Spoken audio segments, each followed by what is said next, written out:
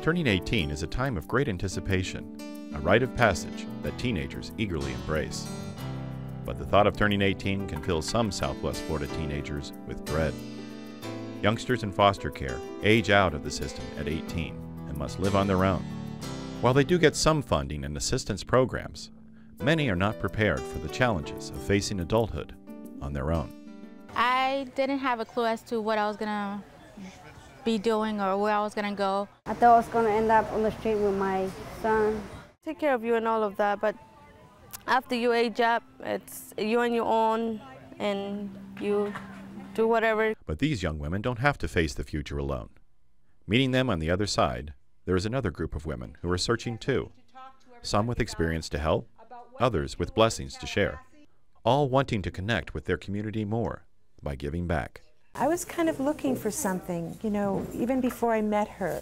It brought some memories back to what I kind of went through.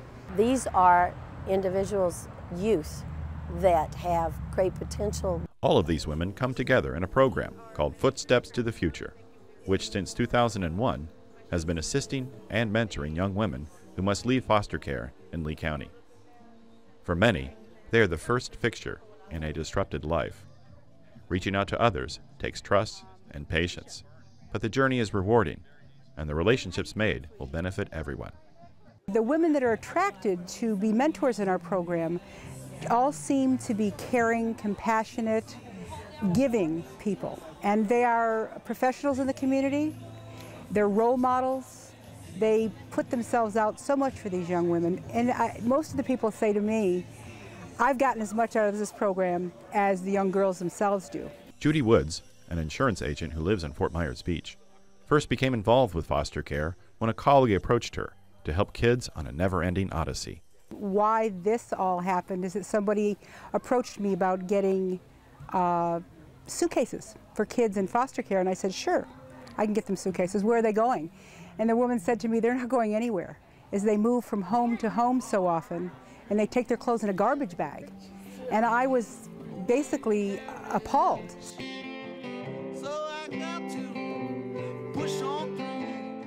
And so, Woods began her own adventure into helping young girls become young women. Footsteps to the Future, a nonprofit group run by volunteers, matches foster children with mentors who must commit at least 2 years to help girls aging out of foster care. The program is currently for females only, but volunteers are being sought for a male counterpart. At a recent event, girls, mentors, volunteers, and artists gathered for the 3rd annual Art in the Woods fundraiser to sell art and have fun. The program uses a variety of activities to teach budding adults the many responsibilities and pitfalls of life, like having a positive attitude at work or avoiding financial scams. The relationship these women form is an exercise in trust. Growing up in foster care, you don't really trust people because you move around so many times, and so many different times you get people that's telling you one thing but also does something else. So when I met Judy and met my mentor, it was very hard for me to start trusting them. But through the process, I've learned that they are somebody that I can trust because they've helped me and they haven't let me down, and they tell me the honest truth. Jennifer Morissette lived in foster care for most of her life. She first entered the Footsteps program when she was 16.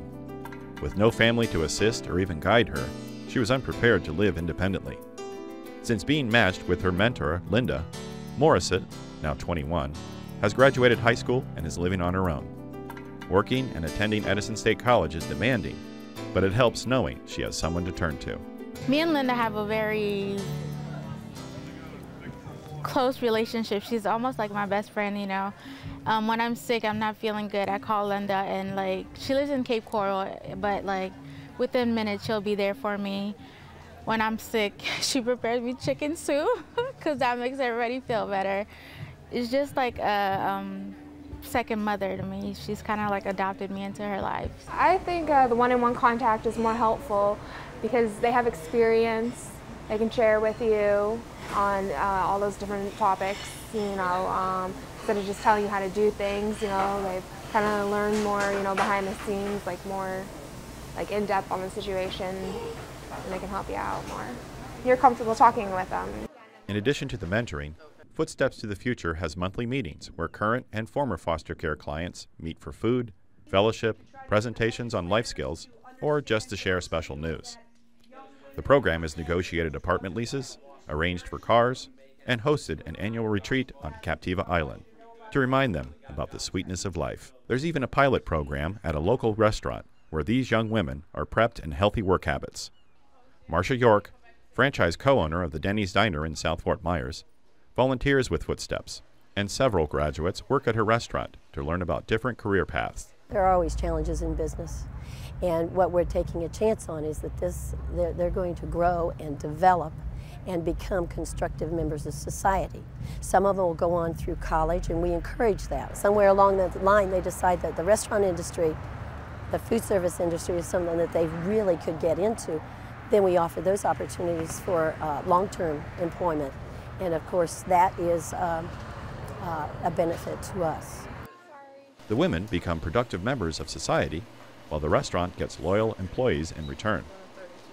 Denny's manager Tina Hevlin knows firsthand the challenges of being a single mom, and she's glad to help people who become more than just employees. No, it gives me the satisfaction knowing that I'm helping them, you know, and teaching them the qualities of working and the qualities of how life is.